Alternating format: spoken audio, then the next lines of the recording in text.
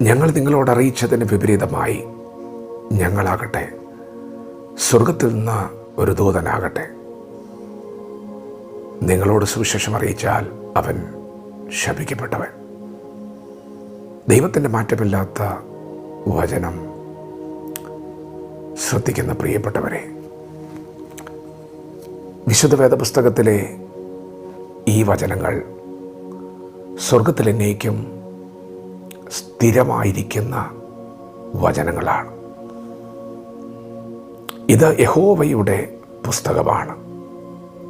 എഴുതിയത് മനുഷ്യരാണ്, എന്നാൽ എഴുതിയത് പരിശുദ്ധാത്മാവിൻ്റെ നിയോഗത്താലാണ്. യഹോവയുടെ പുസ്തകത്തിൽ നിങ്ങൾ അന്വേഷിച്ച് വായിച്ചു നോക്കുവിൻ. ഈ പുസ്തകത്തിലെ ഒരു വചനത്തിനും ഇണയില്ലാതിരിക്കുകയില്ല.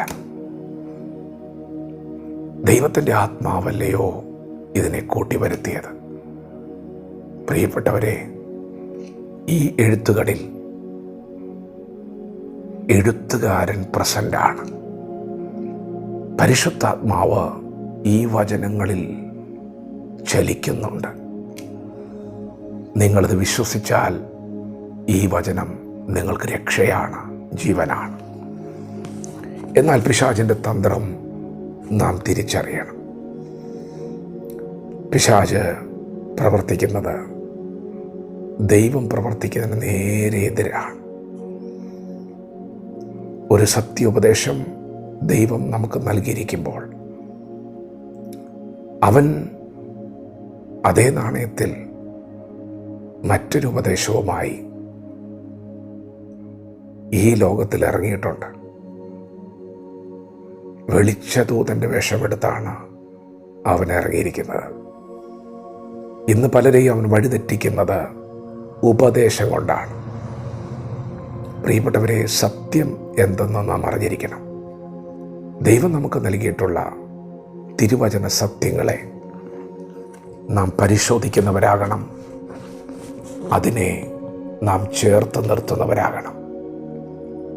വിശുദ്ധ വേദപുസ്തകത്തിലെ തിരുവചനങ്ങളിൽ നിന്ന് നിങ്ങളെ തെറ്റിച്ച് കളയുന്ന ഉപദേശങ്ങളെ നിങ്ങൾ ശോധന ചെയ്യണം, മാറ്റി നിർത്തണം.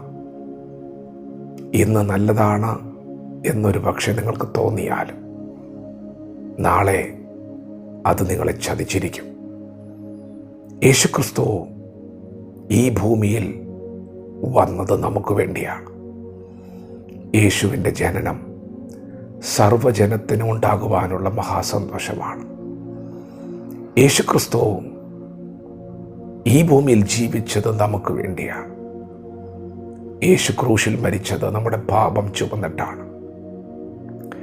യേശു പാപത്തെയും മരണത്തെയും ജയിച്ചിട്ടാണ് മൂന്നാം നാൾ ഉയർത്തെഴുന്നേറ്റത്. തന്നിൽ വിശ്വസിക്കുന്നവർക്ക് യേശു പാപമോചനവും നിത്യജീവനും നൽകുന്നു. ഇന്ന് പകലും ഈ വചനം കേൾക്കുന്ന നിങ്ങളെ അവൻ സ്നേഹിക്കുന്നു. ഇന്ന് പകലും യേശു ക്ഷമിക്കുന്നു. യേശു നിത്യജീവൻ നൽകുന്നു. വിശ്വസിക്കുന്നവർക്ക് വേണ്ടി ഇന്ന് പകലും ദൈവത്തിൻ്റെ ശക്തി പുറപ്പെടുകയാണ്.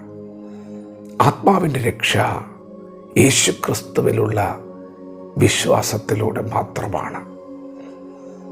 നാം നമ്മുടെ ജീവിതത്തിൽ നന്മ പ്രവൃത്തികൾ ചെയ്യുന്നത് പോസിറ്റീവാണ്, നല്ലതാണ്.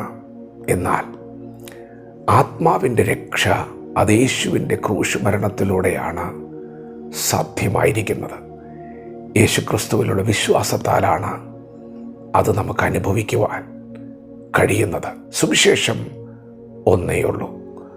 ദൈവപുത്രനായ യേശുക്രിസ്തുവിൽ വിശ്വസിക്കുക, എന്നാൽ നീയും നിൻ്റെ കുടുംബവും രക്ഷ പ്രാപിക്കും. വചനത്തെ ഏറ്റെടുക്കുക. ദൈവം നമ്മെ ഓരോരുത്തരെയും ഈ പകൽ അനുഗ്രഹിക്കുമാറാകട്ടെ.